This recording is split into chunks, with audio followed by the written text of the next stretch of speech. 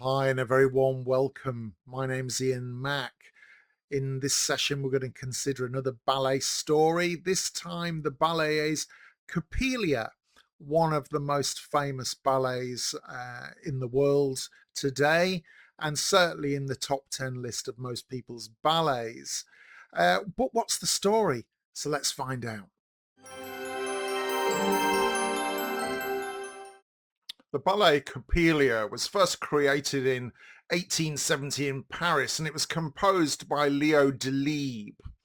The ballet has three acts. The story about a mechanical doll is based on the tales of E.T.A. Hoffmann, the same author who inspired The Nutcracker. It is viewed as one of the last great romantic ballets, blending fantasy, comedy, and village life. And it remains hugely popular today. So what's the general story of Coppélia? Well, in a lively village, young lovers Swanhilda and Franz are about to be married, but Franz becomes curious about a mysterious girl sitting on a balcony of Dr. Coppelius, the eccentric old toy maker. Unbeknownst to him, she is Coppélia, a life-sized mechanical doll.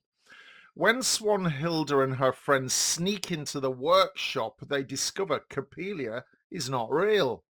Dr. Coppelius tries to use magic to bring her to life by stealing Franz's spirit, but Swanhilda cleverly disguises herself as the doll, dances and saves Franz. In the end, the truth is revealed. Coppelius is left disappointed and the ballet closes with a joyful wedding celebration for Swanhilda and Franz. We like a happy ending. And so to the key characters of this ballet. Well, first of all, we have Swanhilda, the heroine of the story, a clever, lively village girl engaged to Franz. She disguises herself as a doll, the doll Coppélia, in Act 2 to outsmart Dr. Coppelius and save Franz. Franz himself, Swanhilda's fiancé, is a playful young villager. He becomes infatuated with the mysterious doll on Dr. Coppelius's balcony. His curiosity nearly leads to disaster when Coppelius tries to steal his spirit. Dr. Coppelius himself, an eccentric old toy maker, an inventor, he creates lifelike dolls, including Copp-ay-lee-a. Obsessed with bringing his creations to life, he tries to use magic to animate Coppélia with Franz's energy. We must not forget Coppélia herself, the life-size mechanical doll created by Dr. Coppelius. She sits silently on the balcony in Act 1, leading Franz to mistake her for a real girl. In Act 2, Swanhilda pretends to be Coppélia, tricking both the Doctor and Franz. So overall, these four characters drive the comedy and charm of the ballet, with Swanhilda's wit and bravery at the heart of the story. It's charming. Act 1 of the ballet is set in the village square. The ballet opens. The village square is very lively, where townspeople gather to celebrate the festival. Among them is Swanhilda, a spirited young woman, and her fiancé Franz. Their romance is playful but a bit shaky. Franz seems to be distracted by a mysterious girl sitting silently on the balcony of Dr. Coppelius's house. Unbeknownst to him, this girl is actually Coppélia, a beautifully crafted life-size doll. Swanhilda, she noticed Franz's wandering eye and grows jealous, teasing him about his fascination with the still unreadable figure on the balcony. Their quarrel becomes the heart of the comedy as Swanhilda playfully challenges Franz's loyalty. Meanwhile, the eccentric toy maker, Dr. Coppelius, steps outside, grumpy and secretive. The villagers tease him, knocking his belongings to the ground, and he angrily shoos them away before returning to his house. His odd behaviour adds mystery to the strange figure in the window. The act ends with the villagers preparing for the evening celebrations while Swanhilda decides she must uncover the truth about Coppélia, setting up mischief really in the next act inside the toy maker's workshop. Act 2 of the ballet is set in the doll's workshop. Swanhilda and her friends sneak into Dr. Coppelius's workshop, curious about the mysterious girl on the balcony. Inside, they discover shelves of lifelike mechanical dolls, including the beautiful Coppélia, who is not a real girl at all.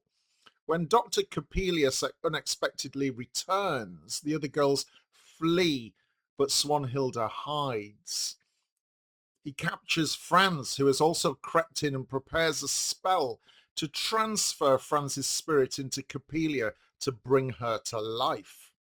Disguising herself as the doll, Swanhilda pretends Coppélia has magically awakened. She dances playfully, tricking Dr. Coppelius into believing his dream has come true. But at the climax, she reveals deception, frees Franz, and they escape together, leaving the old toy maker humiliated, broken-hearted.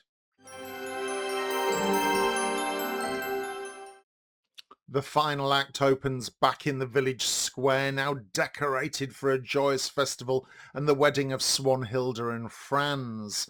The villagers gather to celebrate with a series of festive dances that symbolize peace, work, and love. Despite being humiliated in his workshop, Dr. Coppelius makes a brief, bitter appearance, still fuming over the trick played on him. But the focus shifts quickly back to the young couple whose love and cleverness triumphed over the scheming. The ballet ends in a grand, uplifting celebration of community and marriage as Swanhilda and Franz are united and harmony is restored in the village. A happy ending indeed. Some interesting footnotes then. Well, Coppélia was one of the first ballets to feature a mechanical automaton as a central character, blending comedy with a touch of science fiction. Remember the 19th century fascination with automatons of all types. The story comes from Hoffmann's Tales, the same author who inspired The Nutcracker and Giselle. His fascination with lifelike dolls, blurred reality versus fantasy runs through all of these works. You only need to think of the Nutcracker doll. Unlike many tragic romantic ballets, Coppélia is a comic ballet full of humour, jealousy and playful tricks, making it stand out from its era. A strong woman, Swanhilda is one of the ballet's first proactive female leads. She doesn't just wait to be rescued, she drives the story, saves Franz and outsmarts Dr. Coppelius. So here we have the basic story of Coppélia. If you're thinking Pinocchio and a toy maker's shop, you're not far wrong. It's all part of the same genre. However, at the end of the day, it's a charming, gorgeous ballet, uplifting with a happy ending. What's not to like?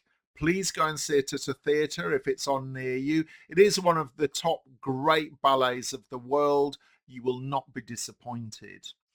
My name's Ian Mack. This is Ballet Stories. Please like and subscribe.